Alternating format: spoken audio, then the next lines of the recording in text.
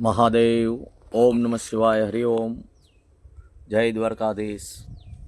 સર્વ ભક્તજનોને જય સિયારામ. આજે એમ થયું કે થોડીક ભગવત ચર્ચા કરવી. ધીમે ધીમે કમૂરતાનો સમય આવે છે. મકર સંક્રાંતિ નજીક આવી રહી છે. જે દાન પુણ્ય, જપ તપ, અનુષ્ઠાન અને જે સ્નાન તીર્થક્ષેત્રની અંદર કરવામાં આવે, ભક્તિભાવ, દર્શન, યાત્રા, તીર્થ, અનન્ય પુણ્ય પ્રાપ્ત થાય છે આ સમયમાં. તો કોઈ પણ જપ તપ કરો, મંત્ર અનુષ્ઠાન કરો,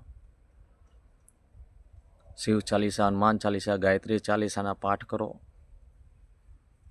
અને ભગવાનનું સ્મરણ કરો, અને એ જ મકર સંક્રાંતિ સુધીમાં સારું ફળ તમને પ્રાપ્ત કરાવશે.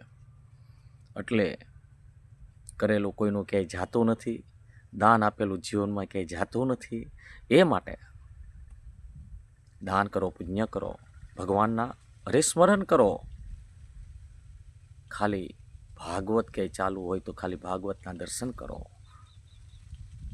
અને ભગવાનના દર્શન, શિવ, રામ પંચાયત, કૃષ્ણ પરમાત્મા, સ્વામિનારાયણ, જે પણ મંદિર આજુબાજુમાં હોય એના દર્શન કરો.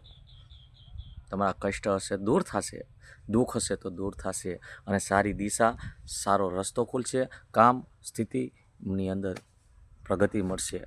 સૌને મહાદેવ. હું જતીન ત્રિવેદી. સૌને મહાદેવ. હરિ ઓમ. ભગવાન તમારું કલ્યાણ કરે. ઓમ નમઃ શિવાય.